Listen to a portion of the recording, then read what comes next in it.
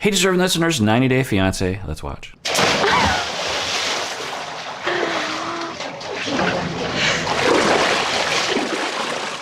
I realized that Steven likes to do crazy things. He just sees something and he does it. Not like normal people do. So this is further evidence that he does have a streak of a personality trait that thinks outside the box or disregards the conformity rules of the world, which might seem strange that he is both trying to conform to Mormonism, but also, is that a word? Is that a bad word, Mormonism? I hope it's not. I haven't been using it in a bad way. I've just been using it as a, because what other word is there? Trying to adhere to the Mormon faith, I guess is probably a better way to put it. So he's being pretty conformist there, but there's been other instances where, like the farting episode, he's thinking outside the box. The family said in an interview that he doesn't follow rules and he's never followed rules. And now he's jumping the pool and Alina's saying, yeah, he doesn't do things like normal people do. He likes to step outside the box. Now, is he doing it in a performative way, or is it truly just I didn't show this scene, but he was hot and he wanted to cool off, so he just jumped in the pool. And most people would be like, well, I can't really do that because I just got ready and we're about to go out, and so I can't do that. But he's like, hey, why not? I'm just going to jump in the pool. I'll towel off and we'll go on our way. So now, what does that say about him? But, it doesn't say. It can say some. It's a red flag for certain things that aren't pleasant, but we haven't seen any indication of the unpleasant side. But it does show a streak of nonconformity and a questioning of authority and rules. It's a little bit strange, but I know he's a strange person. That felt really good. Wow, it's so beautiful here.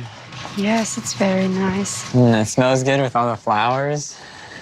And you look so good. Wait, so he's not going to towel off? He's just going to go on with his day? And he's all soaked? I think his shoes are wet. Were his shoes? I mean, I'm sure they are now because he's dripping into his shoes. I mean, each to their own, but that's limiting.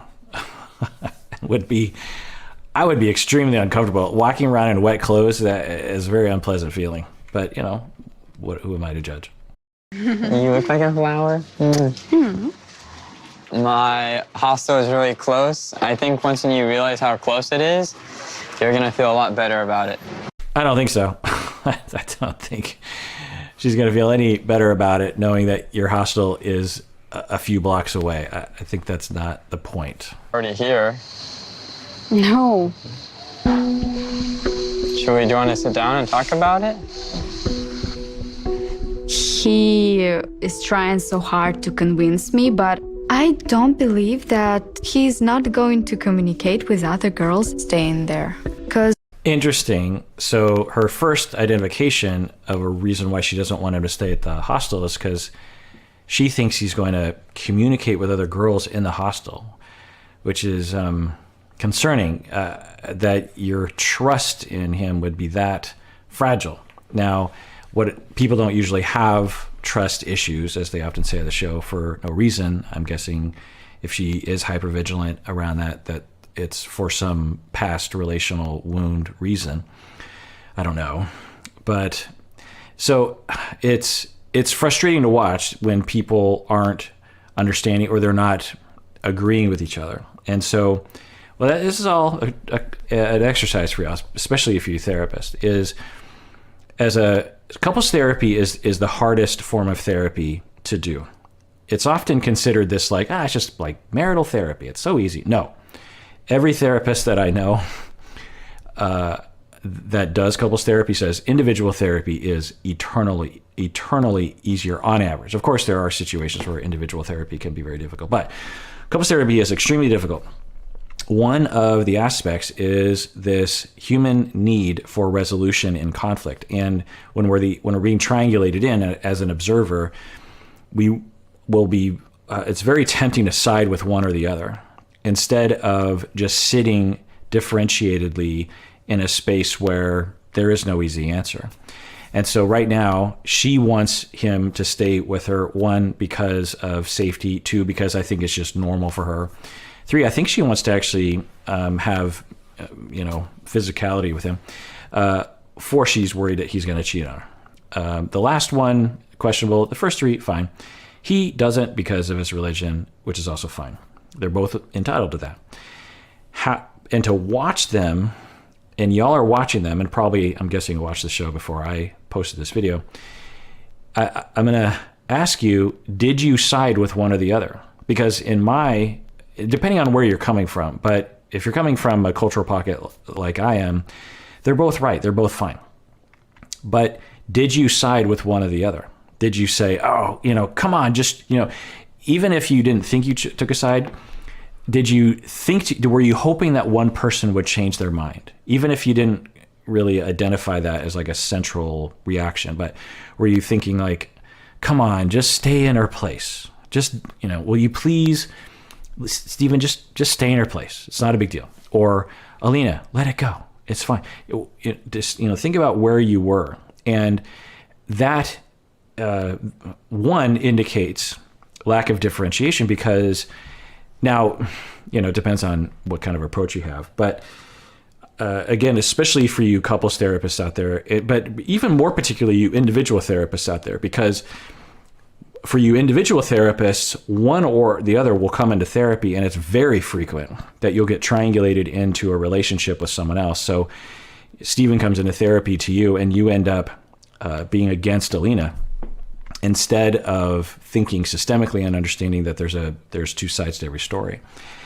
Anyway, and to just not take sides, because what is it to us? Anyway, so think about, how you did that. And if you want to become more differentiated, not only in situations like this, and who cares because you're just watching a show, but in your romantic life, in your relationship life, practicing here will help you in those other instances, because there'll be times when obviously you want to side with yourself against your spouse, but the ability to be like, okay, wait a second. I'm sure we're both coming from a reasonable place right now, and how can I facilitate that? So use this situation as a exercise place to say, okay, I'm not going to take sides. I'm going to see it. I'm going to see Alina. I'm going to see him. I'm going to understand her. I'm going to understand him. And I'm not going to take sides, and I'm okay with that.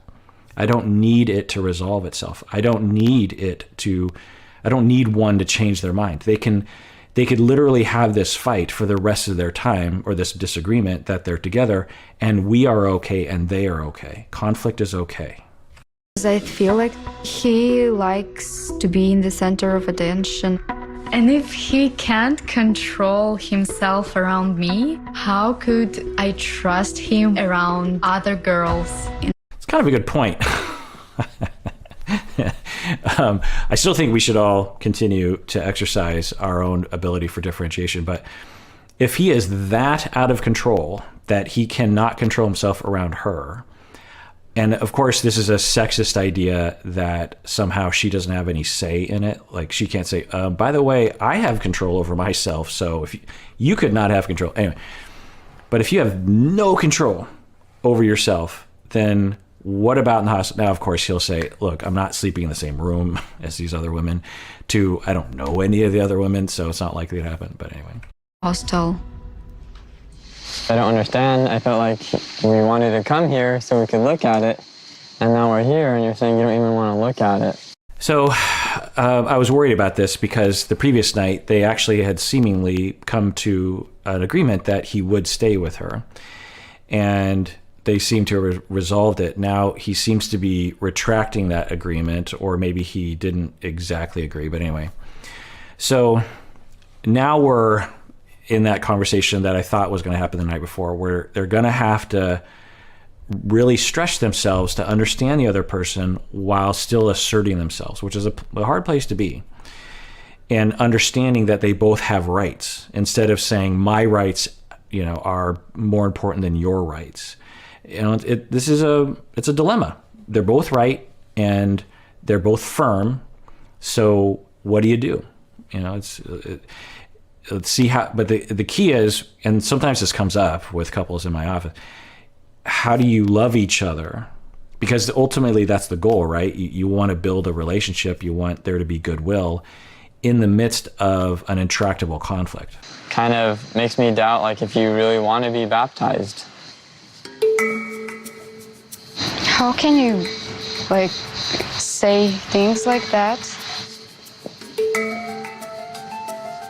It's very annoying when Steven asking me about my commitment to the faith. Right, that's what I was suspecting. And he is assuming, look, I don't want you to threaten your ability to be baptized in the church. And so, because I also think that, I'm not sure, it has to do with them being able to get married in the temple or some higher ranking venue in the Mormon faith for their wedding. I'm not sure, but, and she's thinking, I'm not interested in that.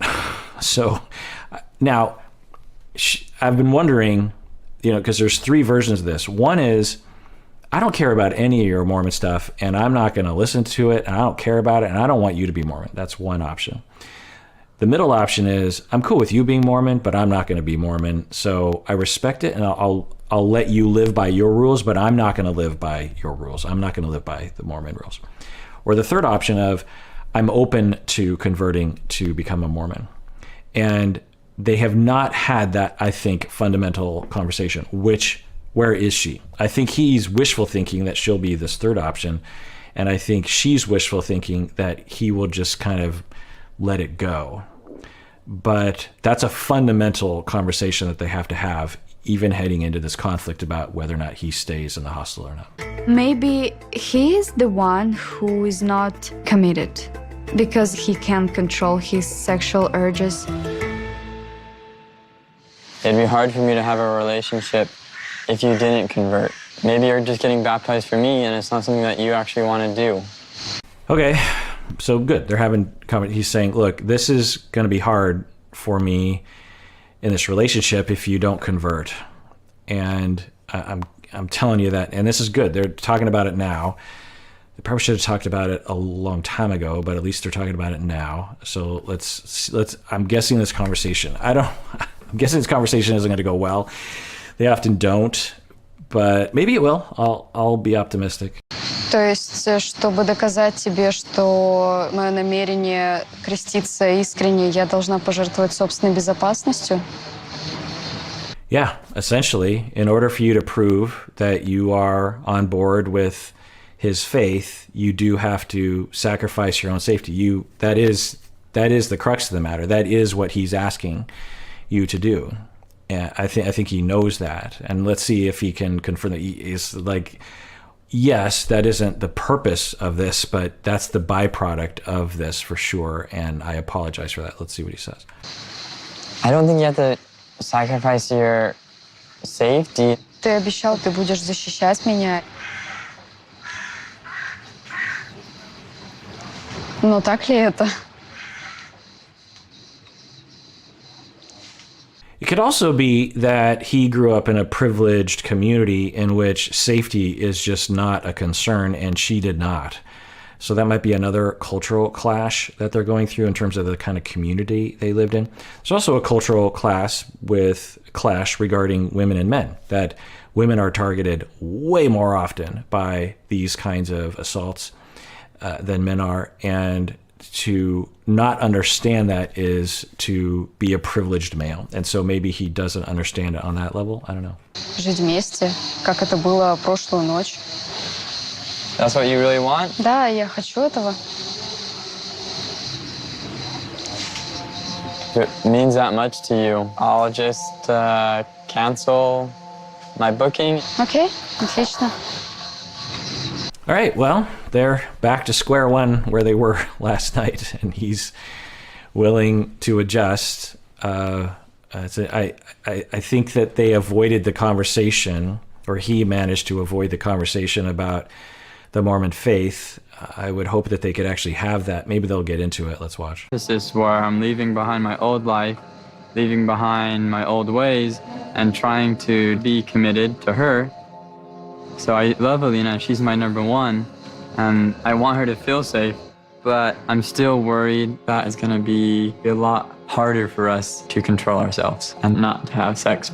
It's interesting, just like the obsession with sex. I get it on some level for sure, but on another level, it just seems to be the only thing you're thinking about. And anyway, so I get it, and then I don't get it. But this brings up a cultural phenomenon that I don't think I've had the opportunity to talk about. That for many people in a faith like Mormons, there's this problem, especially if you're a minority in the community. I guess only if you're, especially if you're a minority. Mormons in the United States, they're in any community, unless you're in parts of Utah, they're the minority. In where I grew up, in Seattle, there are Mormons for sure, but they're definitely in the minority. And if you go to high school or you go to college, the chance of you meeting another Mormon is actually pretty slim. And so you run into this dilemma of, if I'm just going to date and act like a normal American, I'm going to meet someone, and in all likelihood, they're not going to be Mormon, but I want to be Mormon, and I want to make them Mormon. I want to live like a Mormon. I want them to live like Mormon. I want to raise our kids to be Mormon. And but in order to do that, I need to actually find another Mormon to date. And there are obviously a lot of advice and structures in place so that Mormons can meet each other and get married and have kids. And they often do, for the reasons that Stephen is bumping into.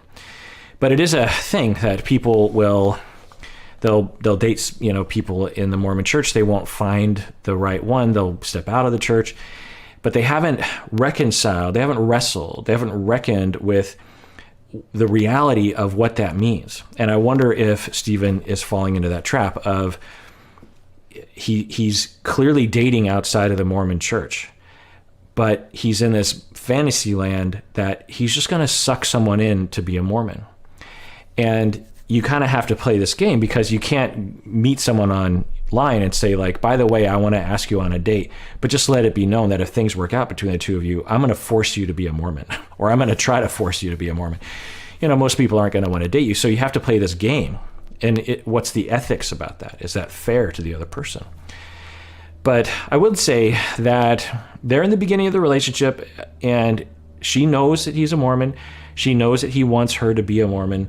And hopefully they can talk about that in a more in-depth way, so they both know where the other person is coming from, and they both know what's going to happen in the future. And they can both say, no, that's not going to work for me. Is that okay with you? Because if not, then we should probably just separate. There's still a lot of things that could go wrong, especially because I've messed up before. Do you want me to hold your bag? No.